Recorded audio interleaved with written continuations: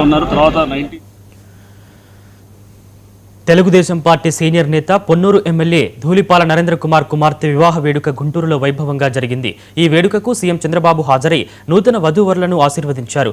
గుంటూరులోని శ్రీ కన్వెన్షన్ సెంటర్లో జరిగిన ఈ పెళ్లి వేడుకలో పాల్గొన్న సీఎం చంద్రబాబు వధూవరులు నాగసాయి వైదీప్తి, కేవిన్ రామ్లకు పుష్పగుచ్చం అందించి శుభాకాంక్షలు తెలిపారు.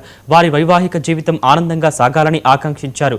మంత్రి లోకేష్ కూడా ఈ పెళ్లి వేడుకకు హాజరై కొత్త జంటను విశేష్ చేశారు.